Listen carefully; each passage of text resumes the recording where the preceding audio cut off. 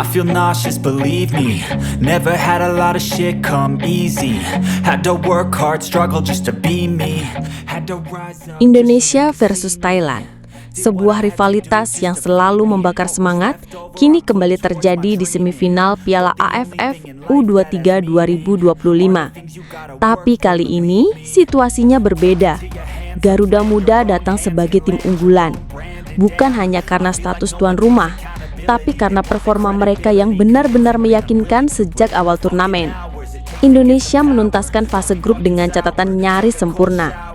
Menang atas Filipina, menggulung Kamboja, dan menahan imbang Malaysia di laga terakhir. 7 poin dari 3 pertandingan cukup untuk memastikan posisi puncak grup A. Namun, lebih dari sekedar angka, cara Indonesia bermain yang membuat semua mata tertuju pada mereka. 9 gol dicetak, tidak satu pun kebobolan. Garuda Muda mencatatkan statistik terbaik sejauh ini. Lini serang tajam, pertahanan disiplin, dan kiper yang nyaris tak tersentuh. Semua elemen dalam skuad asuhan Gerard van Benenberg seolah menyatu menjadi satu kekuatan besar. Semangat untuk menang di rumah sendiri. Sementara itu, Thailand juga melangkah ke semifinal sebagai juara grup C. Mereka mengalahkan Timur Leste dengan skor telak, lalu bermain imbang tanpa gol melawan Myanmar. 4 poin cukup untuk membawa mereka ke babak 4 besar. Meski catatan mereka tak seimpresif Indonesia. Namun inilah Thailand, tim yang selalu berbahaya, tim yang tak pernah bisa diremehkan dalam turnamen Asia Tenggara. Mereka tahu bagaimana bermain di bawah tekanan dan mereka tahu betul bagaimana cara menghadapi Indonesia. Tapi sejarah pertemuan menunjukkan satu hal. Indonesia sering tampil mengejutkan saat melawan Thailand di level U23. Beberapa kali Garuda Muda berhasil mencuri kemenangan di momen-momen krusial. Dan kini dengan status sebagai tuan rumah, dukungan penuh dari puluhan ribu supporter di Stadion Utama Gelora Bung Karno, serta momentum yang sedang berada di pihak mereka, Indonesia punya peluang besar untuk kembali menaklukkan gajah perang. Laga ini bukan sekedar semifinal. Ini adalah ujian mental. Laga penentu masa depan generasi muda Indonesia. Jika Garuda Muda bisa melewati hadangan Thailand, mereka hanya tinggal satu langkah lagi menuju gelar juara. Satu hal yang pasti, malam Jumat nanti GBK akan bergemuruh dan Indonesia akan turun ke lapangan bukan hanya membawa nama negara, tapi juga harapan jutaan rakyat yang ingin melihat Garuda terbang semakin tinggi.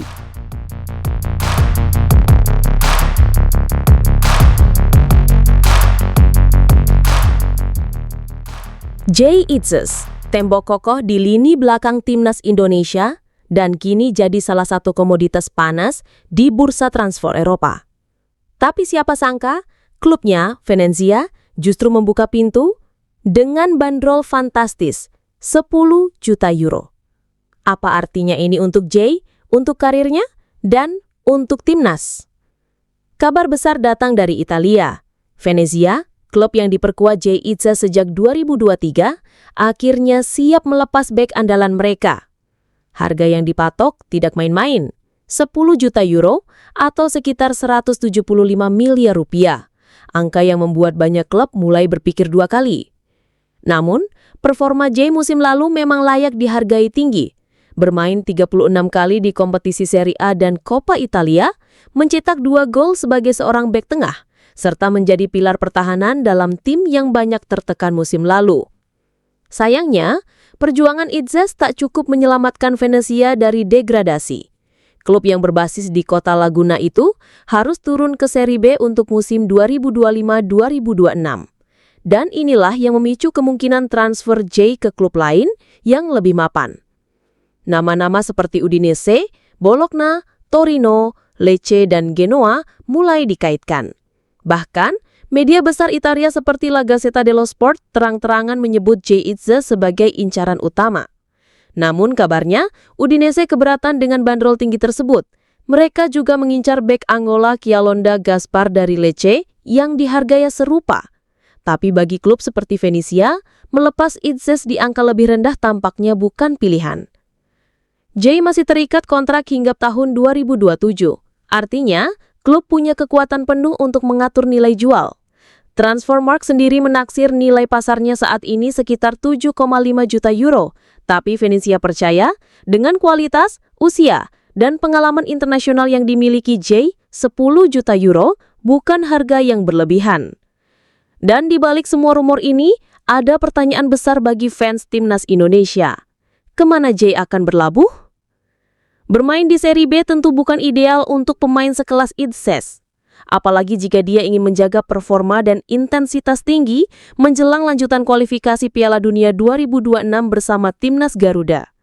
Di lini belakang Indonesia, Jay adalah sosok sentral. Pemain bertinggi badan 1,9 meter itu jadi jaminan ketenangan, cerdas membaca serangan, dan punya kemampuan distribusi bola yang jauh di atas rata-rata. Perpindahannya ke klub yang lebih kompetitif bisa jadi dorongan besar bagi performa timnas ke depan. Apakah Jay Itses akan bertahan dan membawa Venezia kembali ke Serie A? Atau justru dia akan menempuh petualangan baru bersama klub Serie A lainnya? Satu hal yang pasti, bek tangguh Indonesia ini sedang berada di persimpangan penting dalam karirnya. Dan apapun pilihannya, seluruh fans Garuda menantikan yang terbaik. Karena kita tahu, Jay bukan cuma pemain asing yang dinaturalisasi. Dia sudah jadi bagian dari cerita besar timnas Indonesia.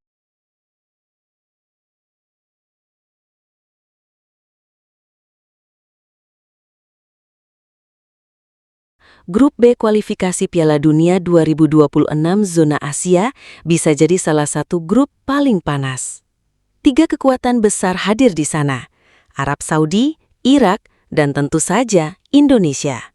Tapi yang menarik bukan hanya siapa yang akan lolos, melainkan bagaimana para pemain kunci dari masing-masing negara mulai membangun kekuatan dari luar lapangan, termasuk 2 nama yang kini jadi sorotan, Nathan Chu Aon dari Indonesia dan Said Tahsin dari Irak. Undian putaran keempat kualifikasi Piala Dunia 2026 mempertemukan Indonesia dengan 2 raksasa, Irak dan Arab Saudi. Sebuah tantangan besar bagi skuad Garuda. Tapi di tengah tekanan itu, kabar datang dari Belanda. Nathan Chu Aon, gelandang bertahan andalan timnas Indonesia, resmi kembali berkarir di tanah kelahirannya. Pemain 23 tahun itu dilepas Swansea City dan kini berseragam klub legendaris asal Tilburg, Willem II. Klub kasta kedua Liga Belanda itu memberikan kontrak dengan opsi perpanjangan 1 tahun, memberikan stabilitas yang dibutuhkan Nathan untuk menemukan kembali performa terbaiknya. Ini bukan sekedar kepindahan biasa, ini adalah momen penting dalam karir Nathan. Ia kembali ke tempat ia dibentuk sebagai pesepak bola, ke tempat yang mengenalkannya pada disiplin, teknik, dan ketenangan bermain di lini tengah.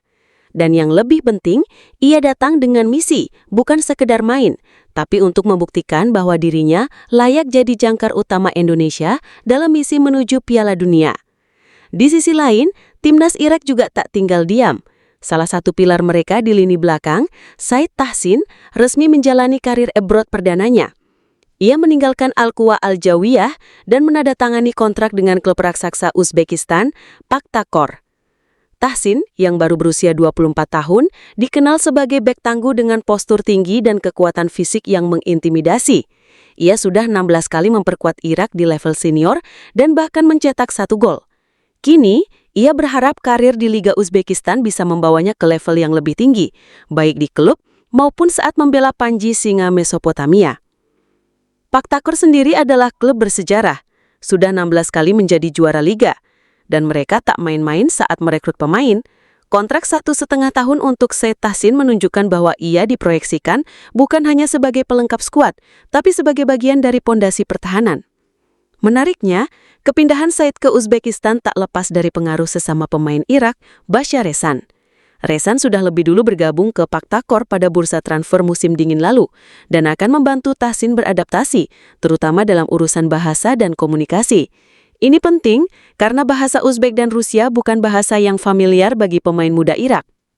Dan sekarang, baik Indonesia maupun Irak sedang membangun kekuatan masing-masing. Dari Belanda hingga Uzbekistan, para pemain inti mereka sedang mempersiapkan diri jauh sebelum peluit pertandingan dimulai. Nathan Chu Aon dan Said Tahsin pernah bertemu di lapangan saat laga Indonesia versus Irak di putaran kedua. Ketika itu, Tahsin sempat bermain selama 10 menit. Tapi di putaran keempat nanti, perannya kemungkinan akan jauh lebih besar. Pertandingan Indonesia versus Irak di ronde keempat akan digelar 11 Oktober 2025 di Stadion King Abdullah Sports City, Arab Saudi. Ini akan jadi laga penting yang bisa menentukan arah perjuangan Garuda menuju Piala Dunia. Dan sekarang, segalanya mulai terlihat jelas. Bukan hanya strategi, tapi juga bagaimana para pemain membangun kembali karir mereka demi membela negaranya dengan kebanggaan tertinggi. Apakah Nathan Chu Aon bisa jadi motor kebangkitan Indonesia? Atau justru Said Tahsin yang akan membungkam serangan Garuda? Semua akan terjawab Oktober nanti. Tapi satu hal pasti, pertarungan belum dimulai, tapi tensinya sudah terasa.